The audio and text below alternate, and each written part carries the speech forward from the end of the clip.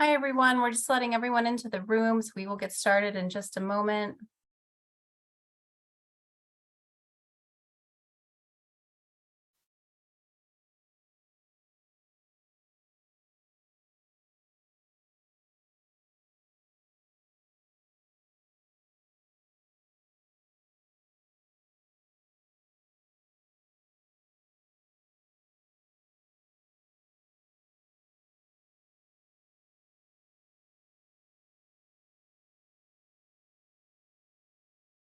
Okay, welcome to NSC's Work to Zero webinar. Today, we are talking about a human-centered approach to AI, engaging stakeholders for effective integration.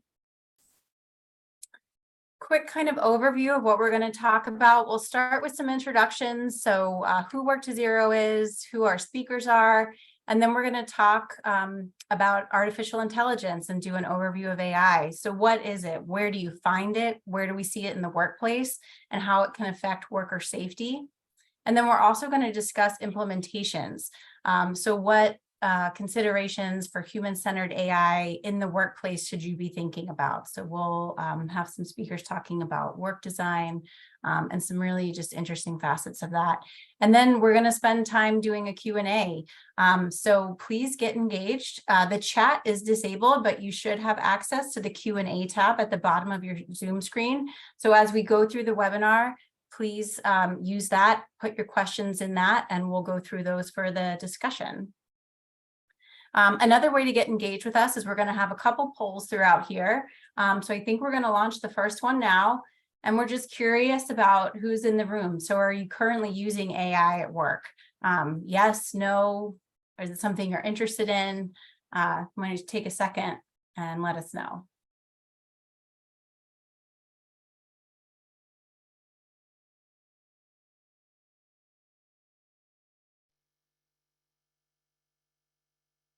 Okay, yeah. So I think this is kind of what we're expecting. So we definitely have some people using it. A lot of people aren't using it right now, but certainly people interested in it. So that's great. We're glad you're here today.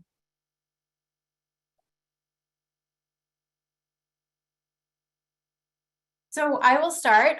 For those of you who may not be familiar with Work to Zero, we are a program here at NSC. We're a grant-funded initiative, primarily funded by the McElhatton Foundation.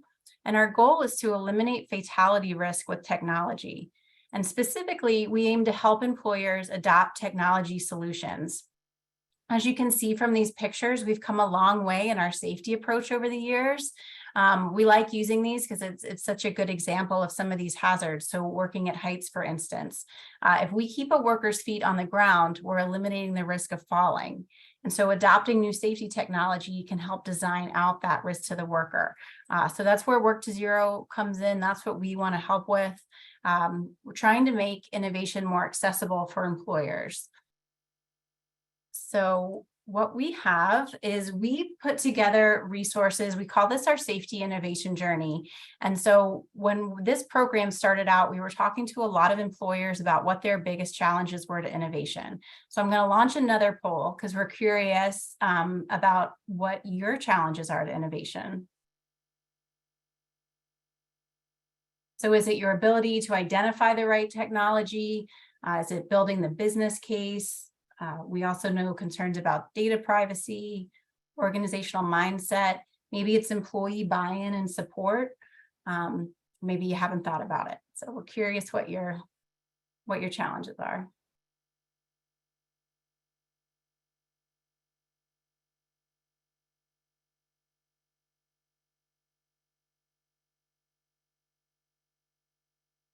Pretty even split. So it looks like we're all over the place. So identifying the right tech, building the business case, all of those things. So thank you for sharing that. That's helpful. So that's those challenges, like kind of addressing those barriers is actually how we really developed kind of our suite of resources. And we call this our safety innovation journey. So it starts out with these different steps. So the first one, assessing your risk. We have tools and resources to help you identify hazards and where you might want to prioritize innovative solutions. And then the second one, that's a big piece, identifying those tech solutions. So we've got some different resources on that. I'll talk about that in just a second. Determining your readiness is also an important step. We always say that you can't go out and buy a drone, or maybe in this case, you can't go out and buy some kind of AI system if you haven't thought about getting your organization ready for that kind of technology. So we have information on, what kind of conversations do you need to have ahead of time when you're planning this out? What do you need to talk to your employees about? What do you need to talk to IT about, HR? And then making the business case. So thinking about that ROI and how do you talk to leadership? We know sometimes that's a very challenging barrier, is when you're looking kind of at the financials involved with some of these solutions. And then also the roadmap. So when you're ready to do this, we kind of, we have a roadmap to help you in that journey. So planning, preparing, evaluating, and innovating.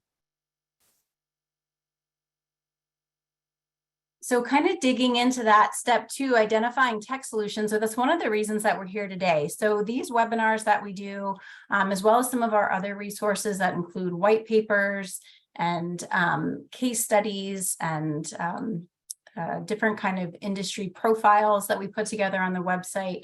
They're all designed to help you learn more about what tech solutions are out there, how people are using them, kind of what are the successes that early adopters have had, what challenges have they faced, lessons learned. So we put those together, and that's, like I said, part of why we are here today. And I did just want to call your attention. We do have a white paper on using data and AI to gain insights into your safety program. So this white paper outlines different types of AI, things like computer vision, natural language processing, predictive and prescriptive analytics engines. It also goes into different use cases for safety. So things like PPE detection, ergo assessments, hazardous environment monitoring. There's case studies in there. And then, like I said, we also try to include some benefits and some limitations to these technologies, so you get an overview of kind of what you're looking at. So we are going to launch a third poll. I mentioned use cases. So those of you that are using it, or those of you who are thinking about using it, we're just wondering if there's anything in particular that you're looking at. And we're going to hear from a speaker soon who's going to talk about different use cases and different types of AI, but try and kind of answer this as best you can if you've already been using it or thinking about it.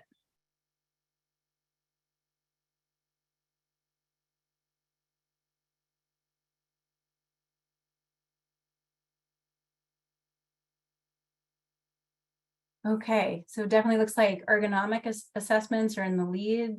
So some PPE detection, monitoring, legal document, so a lot of different things. I think that's really interesting. Okay. Is there anything at the bottom? Permit to work as well. Okay, great. Thank you for sharing that. Okay, and with that, I am going to introduce our speakers. I am very excited to introduce our speakers today. So first, we have Jay Vietas. He is the Chief Emerging Technologies in the Division of Sciences Integration at the National Institute for Occupational Safety and Health. He leads a team of scientists in the study of emerging technologies on worker health and practical application of this knowledge. This includes research on the use of advanced materials, synthetic biology, and biomanufacturing and artificial intelligence. Additionally, he is responsible for leadership of NIOSH's Nanotechnology Research Center and Future of Work Initiative. Welcome, Jay. Thanks for being here. Great. Thanks, Kate. I appreciate the introduction and certainly appreciate the opportunity to talk with all of you today about artificial intelligence and along with Mindy Shoss. So this will be great. Perfect. And that brings me to Mindy Shoss, our second speaker. Mindy is a professor of industrial and organizational psychology at the University of Central Florida and a fellow of the Society for Industrial and Organizational Psychology. Her research examines the intersection of the future of work and occupational health psychology, including such topics as job insecurity, artificial intelligence, and worker adaptation and well-being. She currently serves as associate editor of the Journal of Occupational Health Psychology. Welcome, Mindy. Thank you. I'm happy to be here and looking forward to the conversation today. Perfect. So I am going to hand it over to Jay, and I just want to remind our attendees to use that Q&A as our speakers are going through their slides, and we will circle back to those questions at the end. So Jay, let me move this forward for you and take it away. All right, thanks. So great to be here with all of you and talking about, I think, this important topic for the occupational safety and health profession, particularly as we think of what the future is going to bring all of us. I'm going to start with just the basics of what is artificial intelligence. There's not a perfect definition for artificial intelligence, but I think there's some components that I can identify that help us to know when and where artificial intelligence is in play. And so it's that subfield of computer science.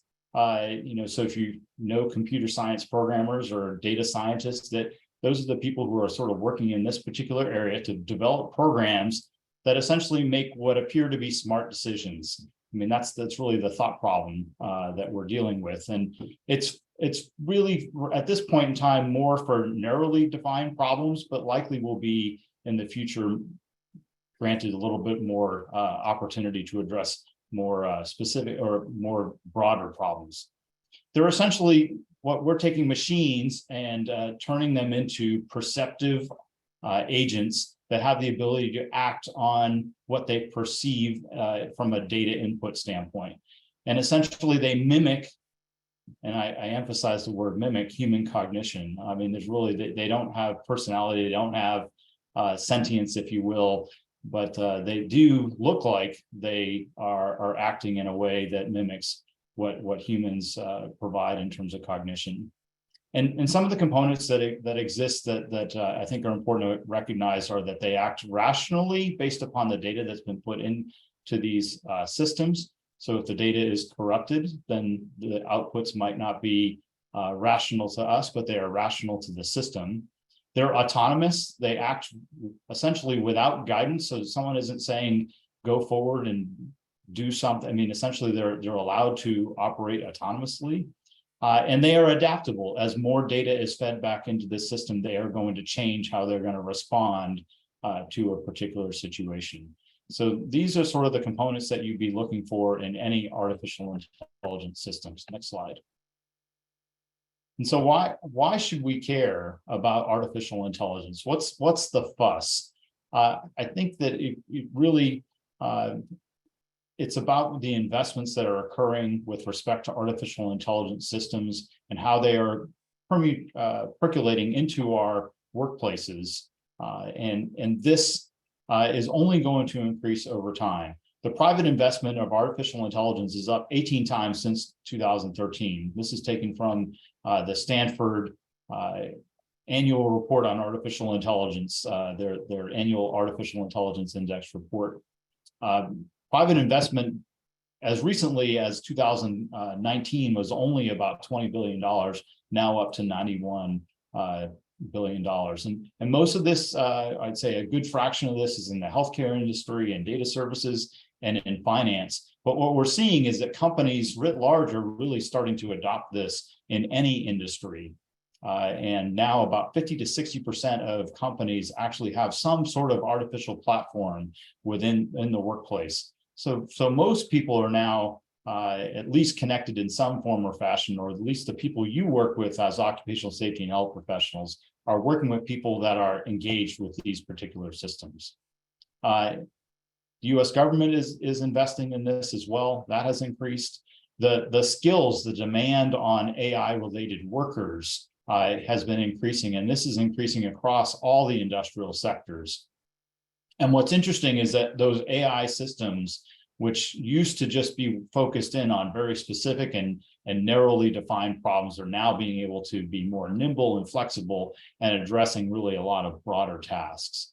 And I did add this in one last bullet, that generative AI broke into the public consciousness there in the latter part of 2022. And I think this is a great example of what we may be able to think about what the future might look like with respect to AI. But something like ChatGPT can come on the scene and really change how we think about these systems in a very short period of time. And I think you'll see more of those kind of punctuated changes in terms of public consciousness and likely even adoption within workplaces as well. Next slide. So I think it's important to kind of think about where do we see naturally artificial intelligence systems, and they're all around us. We already are working with or living with artificial intelligence systems day in and day out. Previous slide, please. And there's a variety of modalities of artificial intelligence. That's a way to sort of categorize where you might see these kinds of items. One way is through natural language processing. We're exposed to this. If you're on social media, you're likely getting targeted ads using these language processing methods that they're taking some sort of input that you're providing. They're seeing that, and then they're using some sort of algorithm to come up with the particular ads that you're receiving. The same is true with chatbots. That you're putting something into the system as a desired question or an input, and those chatbots are interpreting what you're saying, and then through pattern recognition being able to say, oh, this is the kind of information that you really need. Or to be able to filter through emails and be able to provide some sort of an output saying that this goes to one box and this goes to another. That's a really natural language processing. At NIOSH, we're using this from a productivity standpoint in a variety of ways. One is through auto coding of worker compensation claims. Those compensation claims, the actual industries, we don't know where those are from exactly. And we used to use humans to be able to read the free text and identify what industry they came from. Now we're using artificial intelligence to look for the keywords that are defining what sort of industry that claim is coming from and categorizing that so we can do better trend analysis regarding industry worker health outcomes. We're also using it to look at mining reports. We have a number of, unfortunately, we have fatalities within the mining industry, and we write reports based upon that to try to identify lessons learned and make improvements within the mining industry. Well, we can use natural language processing to be able to pull out key trends and issues that can help us to do an even better job of addressing what sort of interventions are needed going forward. In the area of vision and speech, so this is a different category of sort of using artificial intelligence.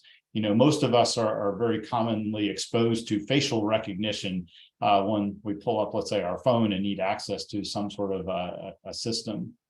That's really computer vision that is doing that.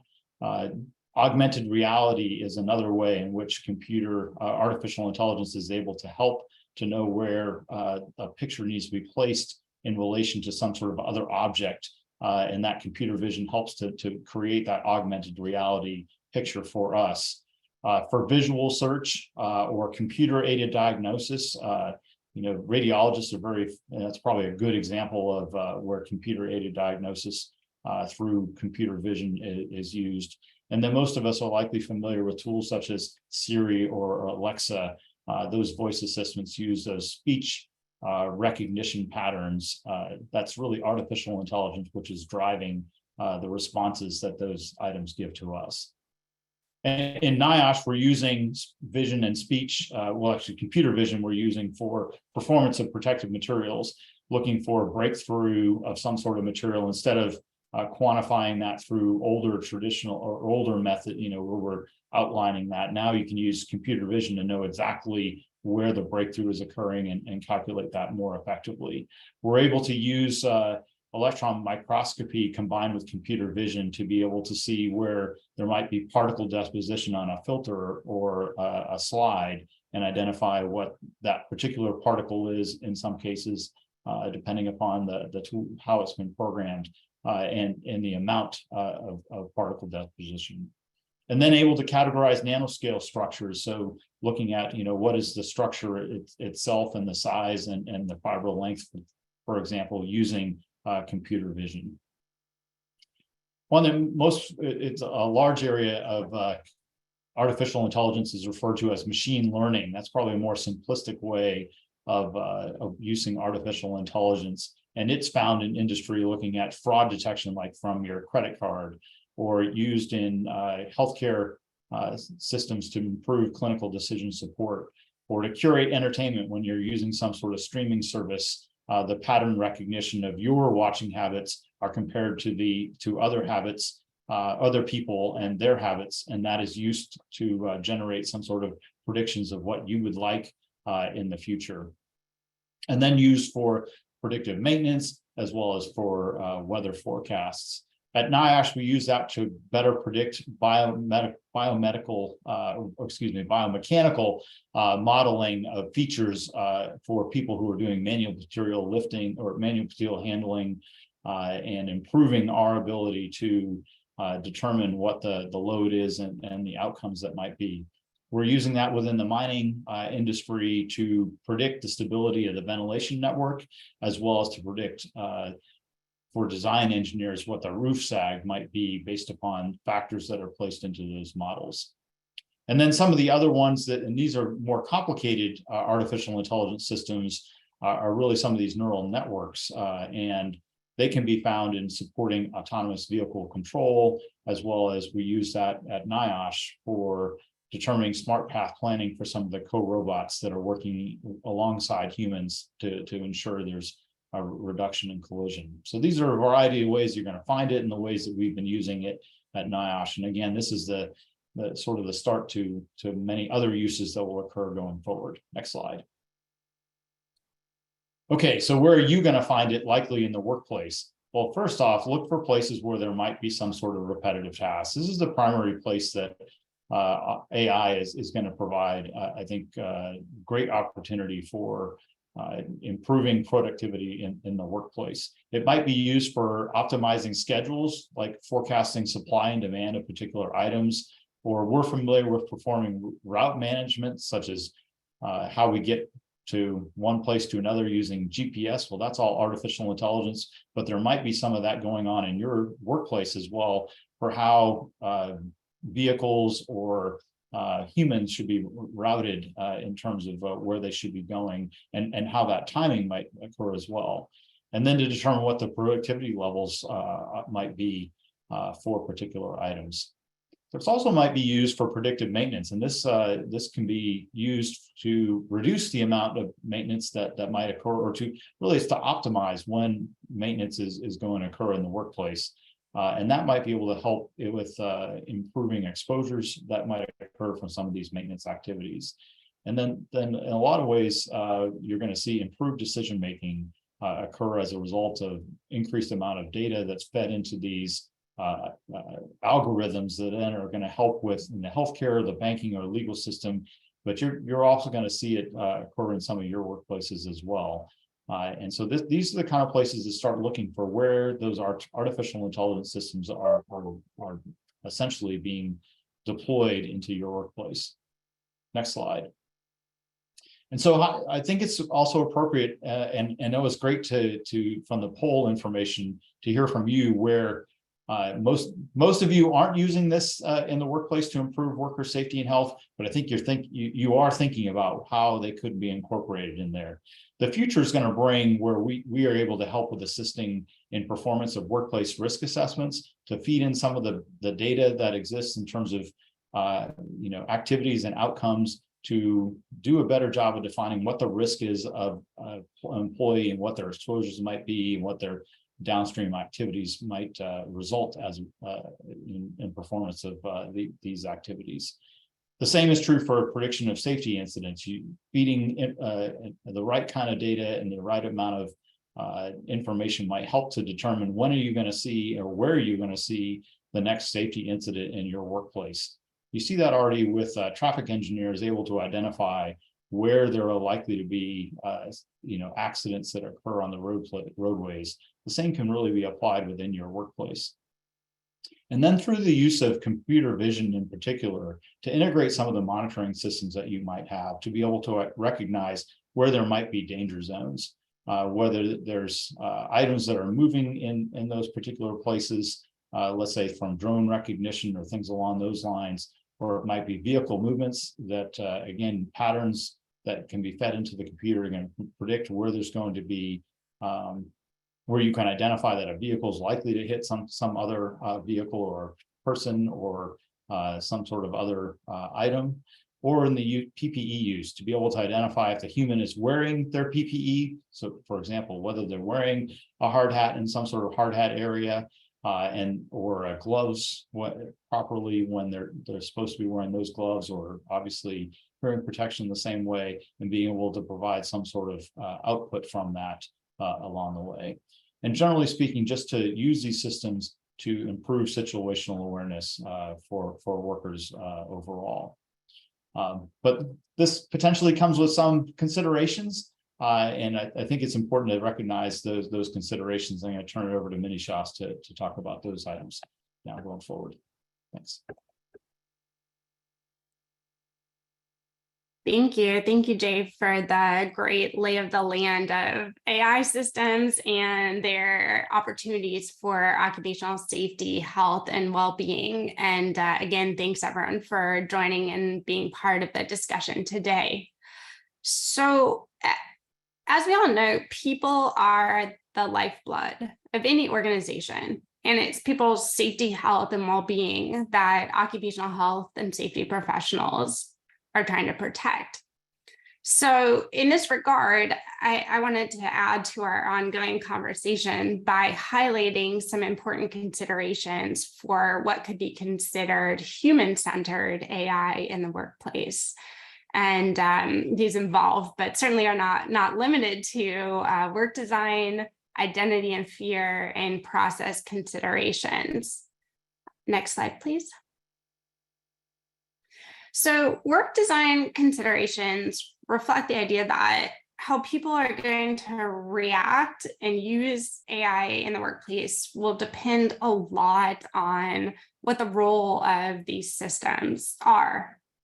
And so I think any consideration of the use of AI in the workplace, regardless of whether you're in an initial stage of evaluating potential systems, for potential use, or you've already started to adopt a system, I think there's value in having a very careful and ongoing analysis of how AI fits into existing task, role, and social structures, as well as how it could change these structures for good or perhaps for some unintended consequences.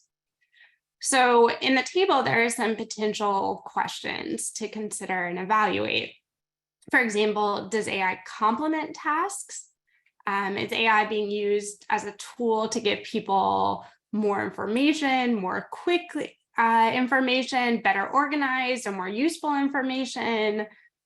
And what does that mean for the skills required for people's roles, for interpersonal interactions in the workplace? For job requirements, for criteria with which individuals get evaluated, questions like that. We could also think about AI that is coming in to replace tasks. And here a consideration could be, is the AI system replacing tasks that are sort of central to people's identities as professionals in their roles? Or is it replacing menial tasks that perhaps people might be happy to offload? Reactions are going to differ quite a bit depending on the answer to those questions. Of course, you need to think through if AI is going to generate new tasks, and then what's the implication of that for things like training or job requirements, and how do you adjust people's roles and jobs to give them the skills or the time needed to take on those additional tasks. Next slide, please. Thank you.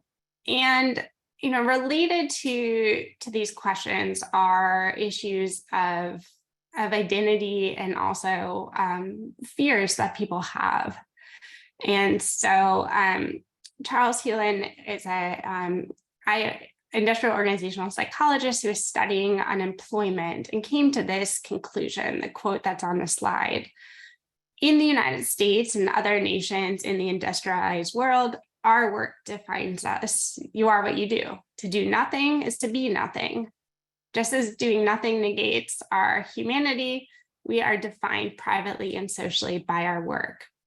And so we see this in the many news articles that are coming out about AI, that when the core of what you do is threatened, who you are is often threatened at once.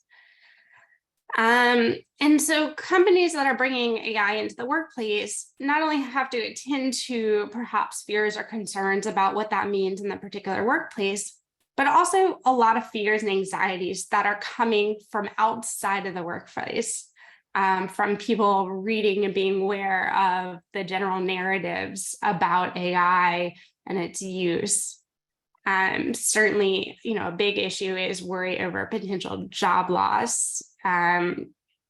Research certainly by my team and others on this kind of growing area of research seems to find that when the pace of technological change is very quick, when people feel like they have less control, and they're working in highly unequal kind of environments, there can be even more fear.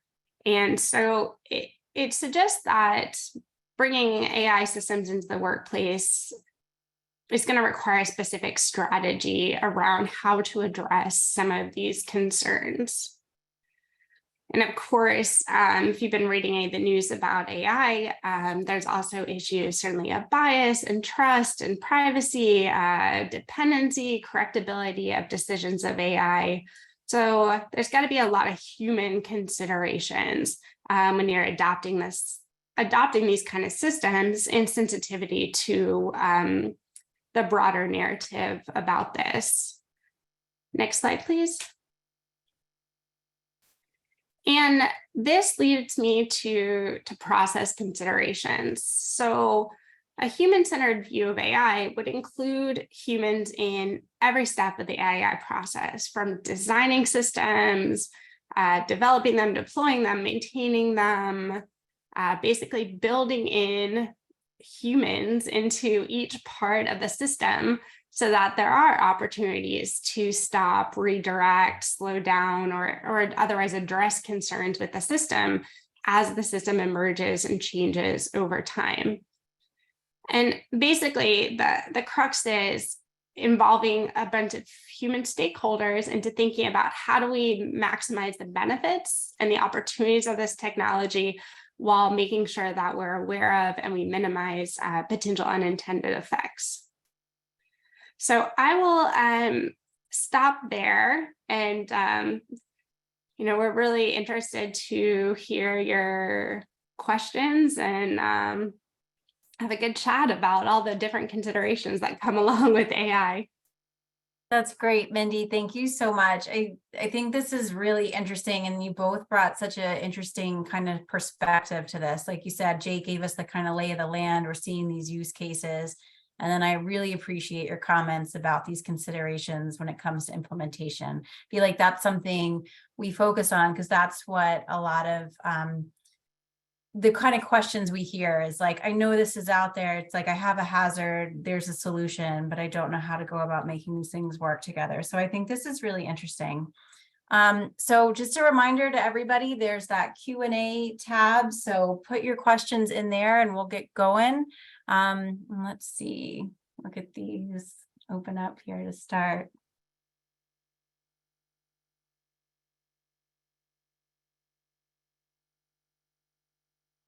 Mindy, I think this one might be for you. So you had mentioned some of these unintended consequences and kind of some of these risks. Could you maybe go into some of those in a little more detail? Do you have examples of what those might be, and how to deal with those, how to recognize them? Sure. So I think we're still in the process of learning all of the various unintended consequences. Certainly, there's been a bunch of data and that's come out recently about issues of sort of bias and decision making from AI. Concerns about some systems being more black box in nature, where it's hard to figure out exactly how the system got to the answer it got. Certainly lots of concerns around privacy and also correctability of decisions.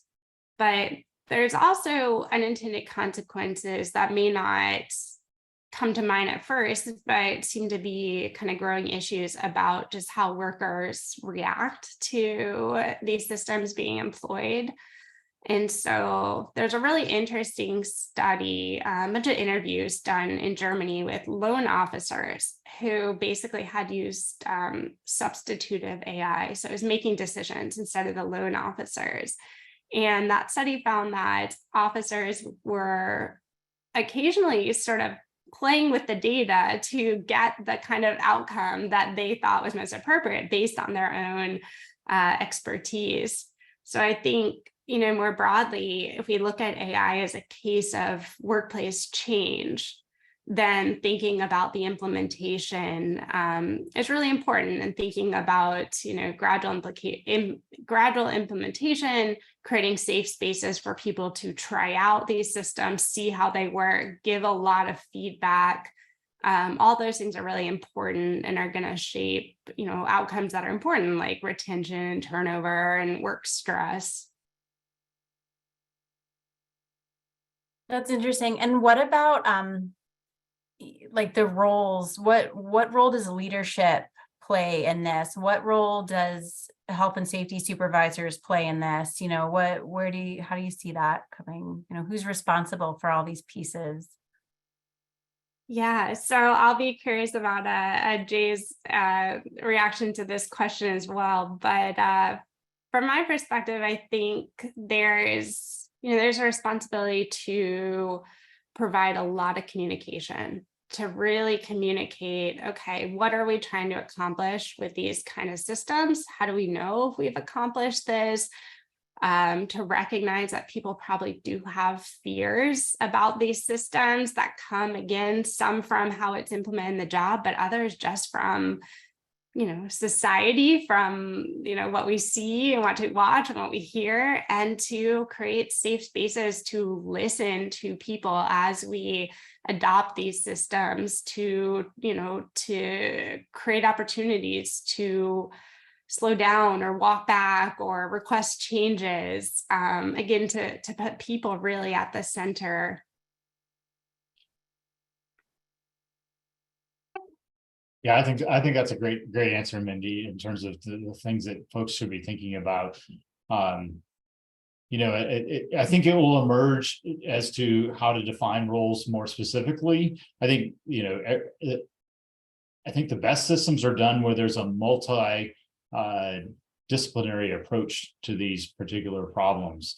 And I think the occupational safety and health is one of the persons that should be involved in the development of these systems. And of course, the question is when and where is it most applicable to be involved? I think that is the challenge, and that's a challenge in any process change in an organization to start with. But it also requires management and mid managers, if you will, and leaders to be recognizing that these systems, you just don't plug and play them, and that there's a lot more in terms of learning that we need to do overall. And then there needs to be some maintenance that occurs once a process is established, like any other process that occurs.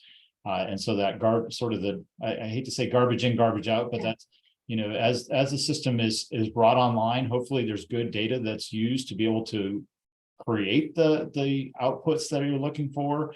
But then as the system is maintained, there's new data that goes into it. So you have to make sure that somebody's coming back and looking at, well, now are you still getting the outcomes we were looking for, or has something changed that now we're getting those unintended consequences that might cause issues with how people perceive these systems, what they are charged to do. I think one of the concerns that I have from these systems is the work intensification piece, that humans may, if you're not designed properly, you might be asking that human to do things that they're not capable of keeping up with, and burning out employees in ways that weren't anticipated. That is one of those potential unintended consequences as a result of implementation of these systems. So I would just say the roles are to be defined, but I think being involved is really the bottom line that I'd suggest from an occupational safety and health professional, but also from some of those other multidisciplinary members that are participating in this process change. That's great. We're getting a bunch of questions in. So you've kind of got everybody thinking. So one of them is, how would the use of these machines enhance more safety standards while also enhancing efficiency and efficacy of assigned roles? Any thoughts on that one? Well, I'll jump in. I think that when looking at the use of these machines it likely you can meet safety standards a little bit easier by not having and I think of automating processes that are dull, dusty, and dangerous. And so if you can do that, these systems, and they really are just tools, can reduce the likelihood of exposure to these dangerous or I guess you could say not healthy outcomes for persons. And that also should, at the same time, because some of these systems can continue to operate, that should enhance efficiency and effectiveness as well. I think the bias question it exists there that is harder to tease out. You again need to know the data, where it's pulled from, and how it's being applied to ensure that those bias issues are being addressed appropriately.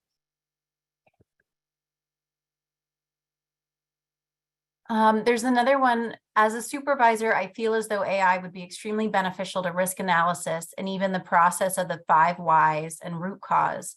Do you think it would help in these areas in terms of quickly discovering the problem and saving on resources?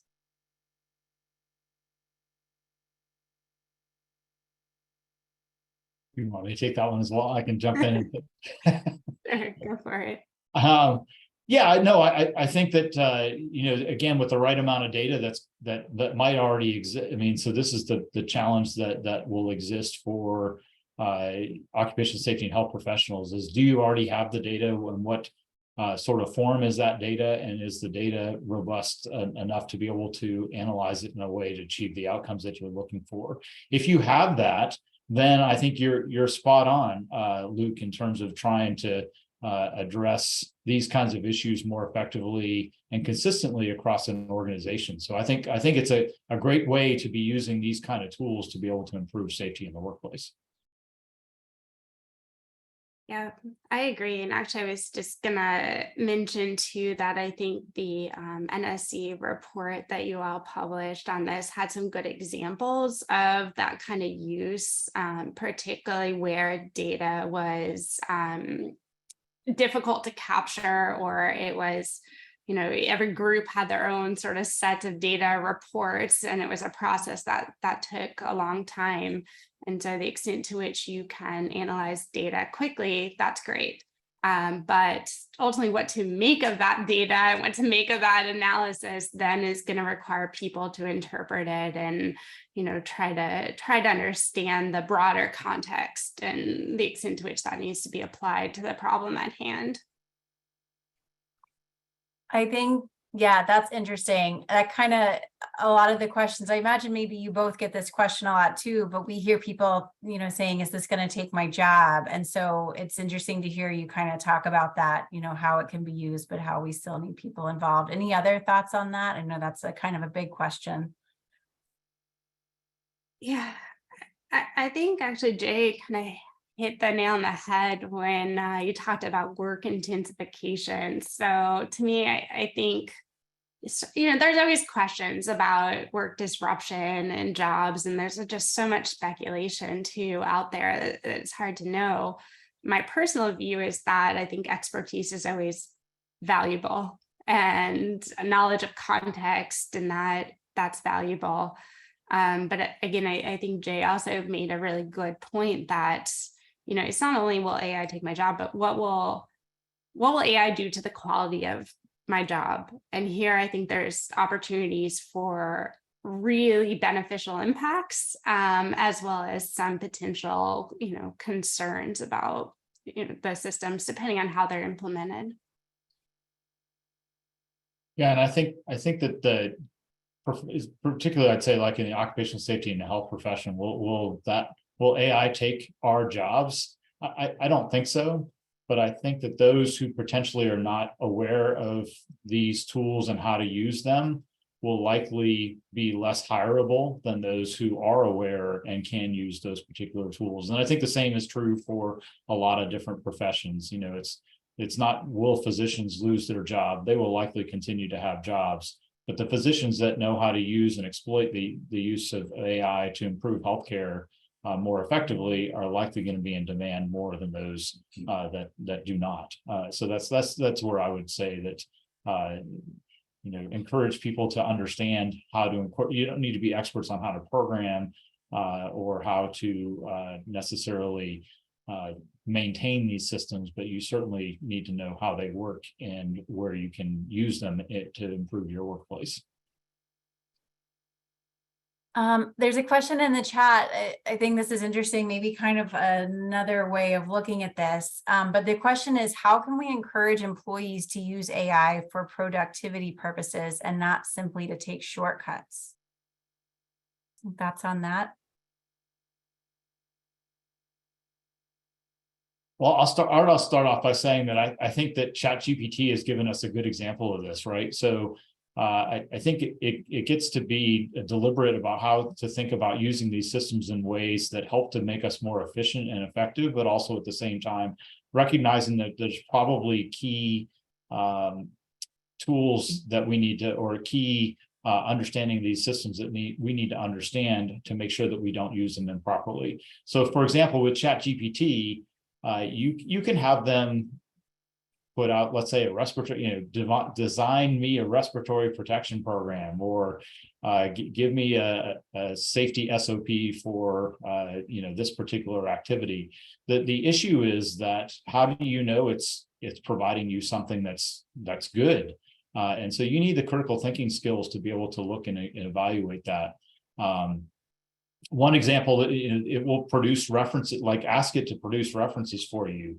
I know that it will produce a reference for you that has actually a DOI, document open indicator, or I don't remember what DOI stands for, but it gives you the DOI number, and you can actually click on that link, but it might not take you to the paper that it described, or it might not take you to even a real website. So these are the kinds of things that's important to be able to recognize and understand when you're going to go ahead and start to use these systems. Yeah, absolutely. And then, expectations and communication. And I think as we all start to use these and we understand the limitations, then we can set aside, again, expectations for how AI can contribute and how it should contribute to our work. And I also imagine, as these systems come out, then professional associations will start to play some of a role in giving some guidance to there. There's another question in here. Any examples of where you've seen AI improve worker safety that you've just been kind of blown away by? Have you seen really impactful uses of this? Anything you'd like to share? So I would say that I'm not blown away at this point in time. I mean, I'll say that so for example, I think you can use drones and have them programmed to be able to do inspections at height, for example. And some of that, I think I am pleased to know that people don't have to work at height potentially. Just drones in itself with cameras built in, I think are that's fantastic. I think the technology really, we're on the cusp of being able to do so much more with some of this. And I'm familiar with some of the examples that exist out there, but I'm not sure it's really changed the landscape per se in a way that is so profound that I say everyone needs to run out there and buy it at this point in time. Part of the challenge is that it's financially, I think, and I know people put various barriers that exist out there, but I know that financially some of the great ideas are expensive to implement at this point in time.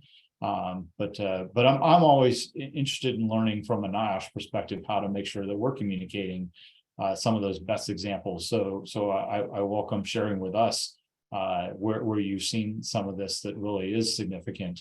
But I think we're on the cusp of seeing a lot of these kinds of changes to the workplace through the use of AI, but there's not one that really, just like I say, blows me away at this point in time.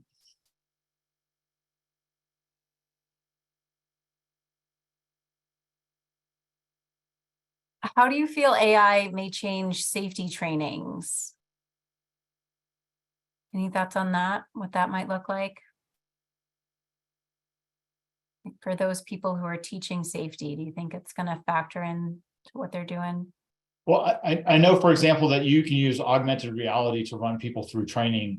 Like there was a colleague of mine that went to one of the Microsoft centers here. That's here. I'm local in Cincinnati, and they went to a Microsoft center, and they actually were run through a program in which they were able to change out an engine on a truck. And they had never seen or worked on that truck before. So, tools like that will allow workers to do things hopefully more appropriately and not deviate from some of the processes, and hopefully be more effective at doing that work, because they saw it in one form and then they went out to the job and they did it again in the real situation. So some of these real dangerous tasks that you do not often can be done in a way from a safety training standpoint that really enhance the likelihood of success. And hopefully, I know these things are expensive, and that's part of the challenge that exists. But if you can reduce the amount of cost to train people, then that can really help them out tremendously. I agree. And I would add also a challenge for training is always training people for sort of the unknown, right? What's the sort of unknown situation, especially that's going to be a low base rate type situation that's going to come up and promote a hazard. And the extent to which systems can simulate these situations, give us better probabilities of those situations, help train people in better decision making about when to anticipate some of those decision making. Those types of situations, then that could all probably enhance the quality and the transfer of training.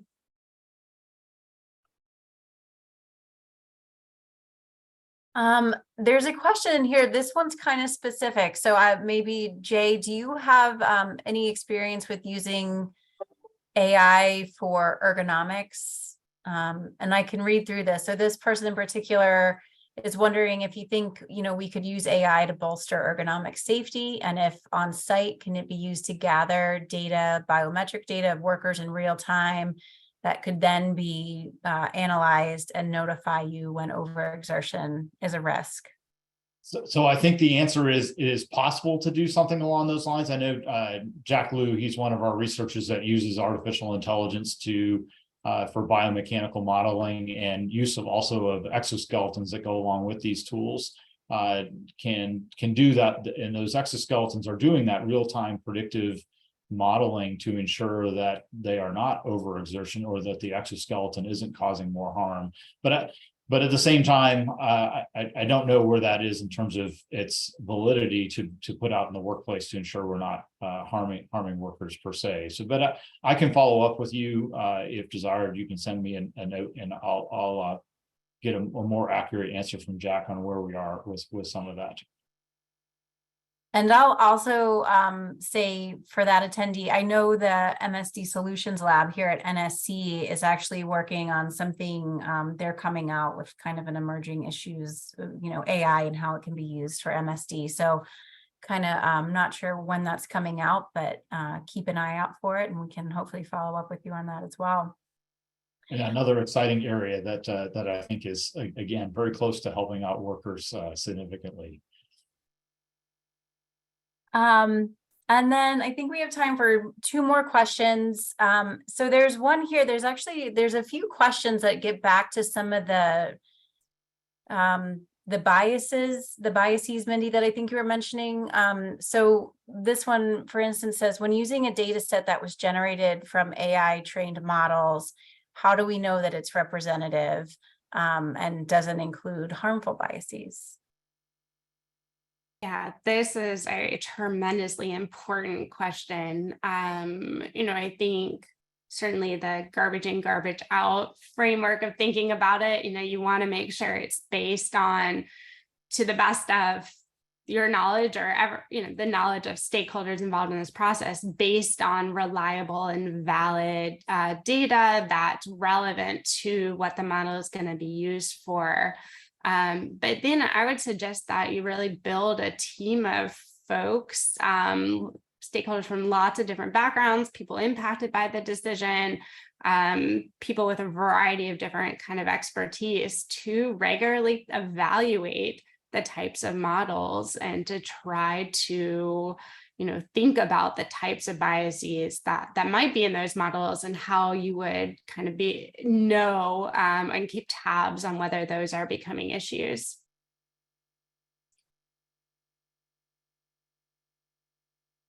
Yeah, different systems have different, there's the algorithm that could be biased, there's the data that can be biased, and there's a population of interest that you could train it on one group of workers in one location. You can't just take that system that you fine-tuned for that one location and apply it to another location and know that it's not biased based upon the input from the other location. So that's the problem with some of the data sets that exist. So it's a real critical issue to address.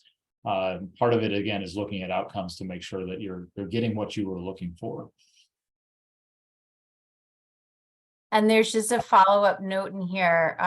One of the attendees says, incorporating relevant information that aligns with your objectives is crucial. So yeah, absolutely.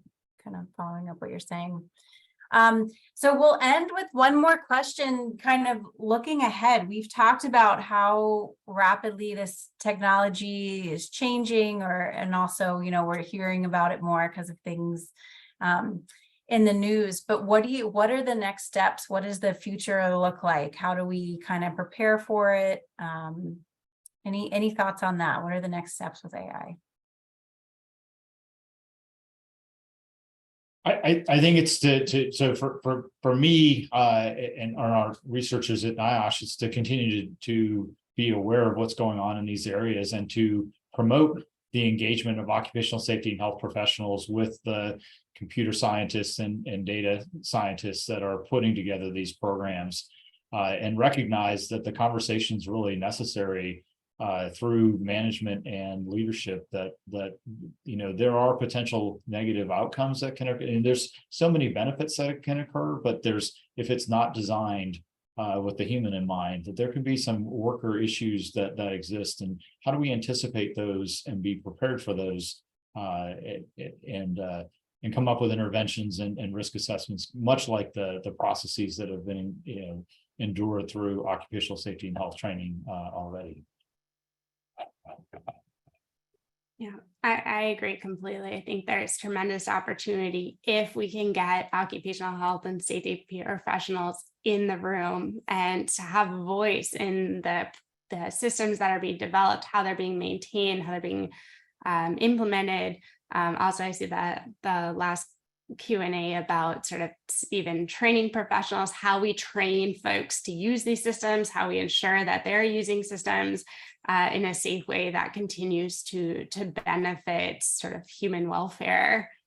So I think there's a lot of opportunity, and hopefully we can be in a position to really try to advance the health and safety benefits that these systems offer.